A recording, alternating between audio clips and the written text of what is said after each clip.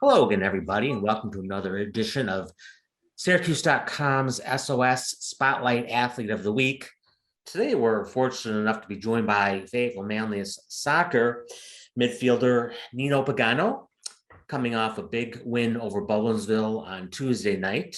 Nino, thanks for joining us. Thank you for having me.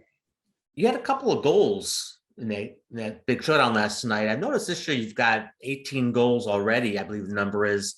Last year, I think you had 17 all season long. You know, it was a little bit of a different season last year. What's been the difference for you this year as far as boosting your scoring totals and it seemingly being a lot more aggressive offensively? I feel this year I'm more in like the spotlight because we don't have a lot of returners this year. So it's more like me and a couple other kids. So I'm getting the ball more in better spaces and having better opportunities, and kids are looking for me more and just able to put them away. Now, I know many athletes welcome that pressure, but it is, you're used to defenses focusing on you a lot, and I'm sure this year even to a greater extent. What's that been like for you? How have you dealt with that? It's been tough the first couple games, and then we got used to it, and we've adapted as a team to find me in better spots. So I'm not necessarily too far away from goal when I have the ball.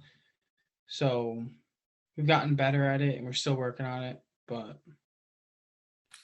I'm we've sure been you doing have a seen a lot. lot of defenses. Are you sensing them paying even greater attention? What are you seeing on the field?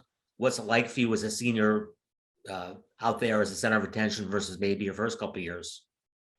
It's been a lot tougher. I've like the first couple games, it was tougher on me, but as the games are going on, I'm getting more comfortable with it, and it's being less of a problem. So by the end of it, it won't be a problem at all.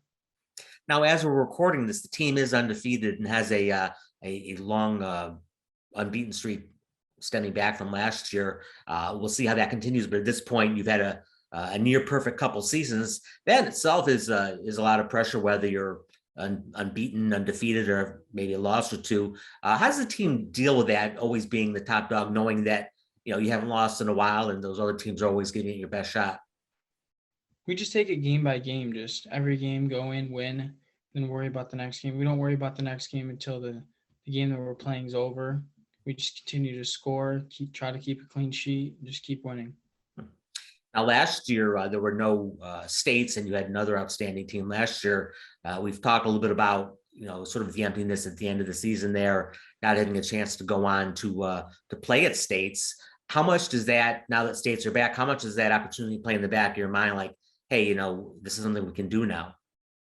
We're always thinking about it as a team. We're always talking about like, what if we win states? What if we do this? What if we do that? And it's just so exciting thinking about it. Think about how we have such a good chance because we have such a good team this year, knowing we're 9-0-1 and just continue to win. And it's crazy that that could actually happen. Now, the viewers may notice that you're wearing a Syracuse shirt, and Nino and I talked a lot about past year. He's going to be leaving FM in the after the fall semester to join Syracuse, where he'll be playing next season. Your thoughts on? I know it's a huge advantage, getting there early and training even though you can't play. Your thoughts about what you'd like to accomplish by getting there early and jumping right into their system? When I get there, I just want to focus on just getting better as a player, not really worrying about playing, but getting bigger, stronger.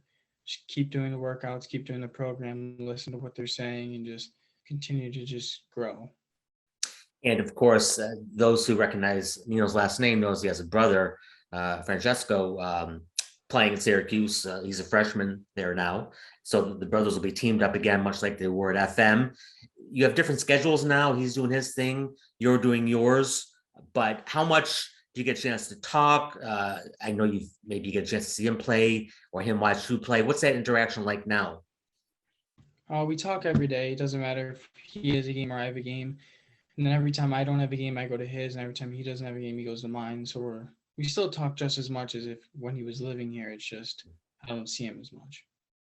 Now you're two outstanding players, and I'm sure you've had a friendly or maybe not at times not friendly rivalry, but you've certainly been great teammates and at times probably fun competitors.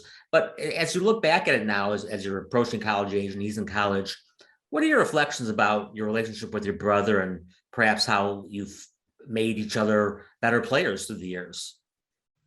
Yeah, we've always just been battling at practice or even at home when we're in the backyard. It's just we never stop trying to get each other better. We're just always, like I said, battling and just making each other better. Well, before you get to SU, you do have some important months here left at FM with some unfinished business. I'm curious how you look at the rest of the season, and as good as you guys are, is it sectionals and states, or that's it? I mean, how do you measure the success this season with such a talented team? Really, you haven't lost yet. There doesn't seem to be much room for error. Well, we're just gonna think big. Just keep the thought of winning states in mind. We're not gonna shy away from it, and that's our goal. Okay. Okay. Well, that should just about do it for this week. Thanks again, everyone, for joining us. Join us next week for another edition of Syracuse.com's SOS Spotlight Athlete of the Week. Stay safe, everybody, and thanks for joining us.